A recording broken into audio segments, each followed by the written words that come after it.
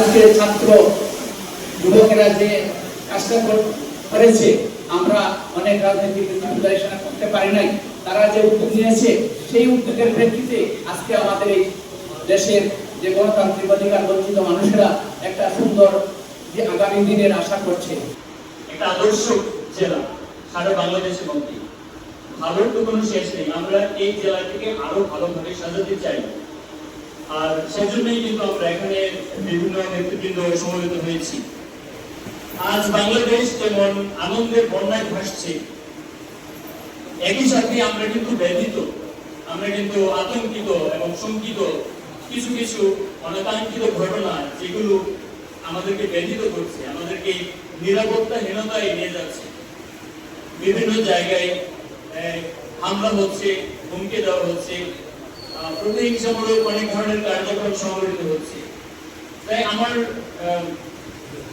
প্রথম একটা বিষয় হলো যে একতার ব্যর্থতা যদি আমাদের মধ্যে থাকে, আমরা এখানে বিভিন্ন রাজনৈতিক নেতৃবৃন্দ রয়েছি, আমাদের বিভিন্ন দল আছে। আমরা যেমন আমাদের দলকে সাংগঠনিক ভাবে আমরা উন্নত করি, তেমনি আমাদের সবার লক্ষ্য কিন্তু একটাই, সেটা হলো এই জেলা এবং উপজেলাকে সমৃদ্ধ করা।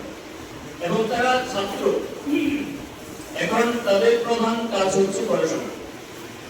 ছাত্রদের রক্তের বিনিময়ে আমরা বলছি নতুন স্বাধীনতা পেয়েছি, একই সাথে আমাদের ছাত্রদের কিন্তু একটা বড় ক্ষতি হয়ে যাচ্ছে। তারা কিন্তু লেখাপড়ায় এখন নাই, এটা ব্যাখ্যা করার প্রয়োজন নেই, আমরা সবাই সচেতন আছি। তারা কিন্তু লেখাপড়ার মধ্যে এখন নেই, তাদেরকে আমরা লেখাপড়ায় ফিরিয়ে নিয়ে যেতে চাই। আমরা শ্রদ্ধার সাথে স্মরণ করছি ওই ছাত্রদেরকে যারা পায় না 20 বছরে, যারা করতে পারে না 20 বছরে। এই কমিউনিটি ছাত্ররা দেখিয়ে দিয়েছে গণতন্ত্র কিভাবে উদ্ধার করতে হবে।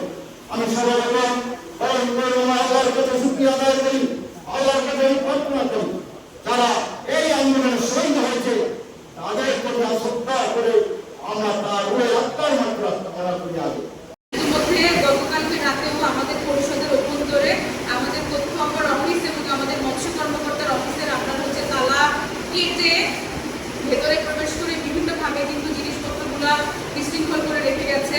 এখনো আমরা আইডেন্টিফাই করতে পারি না মৎস্য অফিস থেকে কোনো ধরনের কোনো সম্পদ চুরি হয়েছে কিনা, কিন্তু খুব এলোমেলোভাবে তা দেখে গেছে, পরিষদের ভেতরে এসেছেন। এটা আমি মনে করি যে হচ্ছে আমাদের জন্য এটা ডিসক্রিমিনেটরি বিষয়।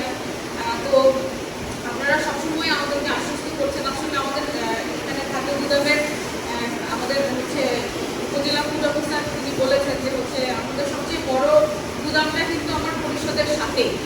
তো এখান থেকেই মোটামুটি সুনামগঞ্জ জেলার সকল আপনার হচ্ছে উপজেলা এবং হলো আমার সদর উপজেলার ইউনিয়নগুলোতেও কিন্তু আপনার সকল ধান চাল এখানে আপনার মজুত করা। এটা তো আপনাদেরই সম্পদ, আপনাদেরই আমানত। আমাদের সবাই মিলে যদি কোনো ধরনের কোনো ঘটনা ঘটে, আমাদের সবাই মিলে কিন্তু এই কথা আপনার হচ্ছে সচেতন থাকতে হবে, এটা হচ্ছে প্রতিহত করতে হবে। মূলত আপনাদের সকলের কাছে এটাই আমার হচ্ছে বিশেষ অনুরোধ।